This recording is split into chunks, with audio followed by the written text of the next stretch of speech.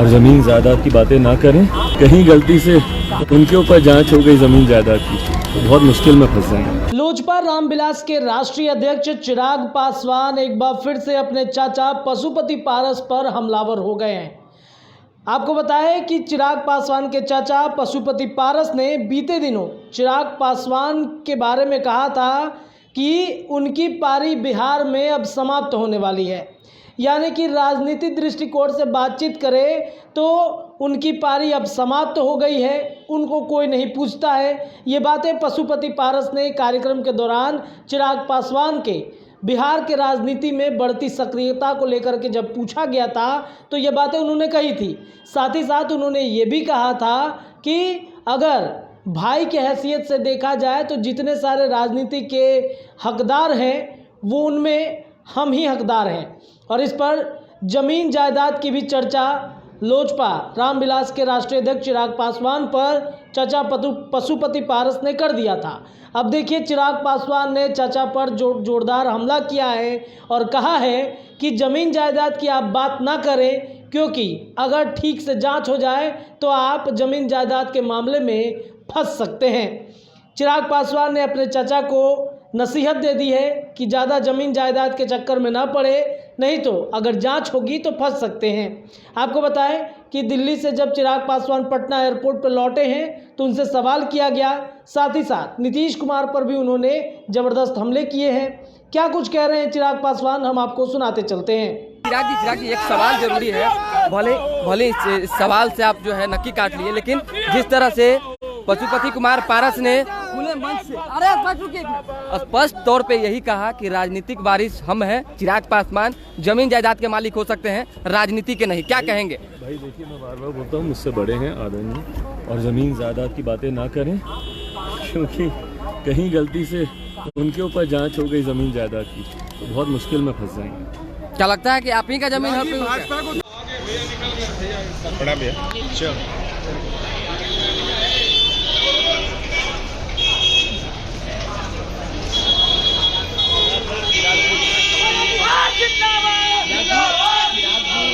JDU के पूर्व MLC हैं गुलाम रसूल बलियादी, उन्होंने एक बार फिर से विवादित बयान दिया है और सेना पर सवाल उठाया है और कहा है कि अगर प्रधानमंत्री नरेंद्र मोदी को पाकिस्तान के आतंकवादियों से लड़ने में डर लगता है तो सेना में 30% मुसलमानों की भर्ती करें। ध्यान देते हैं सेना पर इस तरीके से एक व्यक्ति का विरोध करने में वो लोग भूल जाते हैं कि आप सेना का अपमान कर रहे हैं। क्या जरूरत है भैया सेना को हर बात में घसीटने? आप सीधे नीतियों का विरोध कीजिए हैं। आप बोलिए भैया इस बार का बजट अच्छा नहीं है, आप बोलिए कि महंगाई बढ़ रही है, इन तमाम बातों को बोलिए जिससे जनता भी सरोकार रखेगी।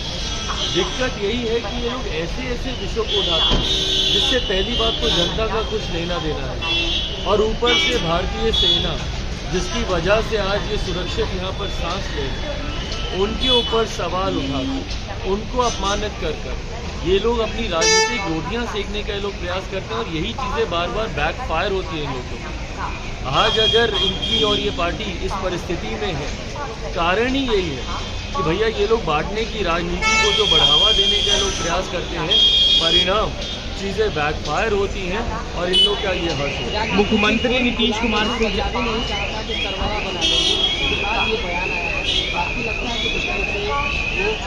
भाई ये सब फालतू के बयान अपनी राजनीति समझाने के लिए, लोगों की भावनाओं को भड़काने के लिए।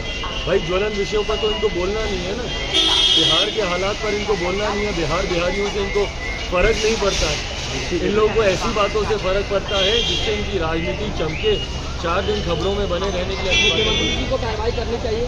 मुख्यमंत्री ने किस पे कार्रवाई की है?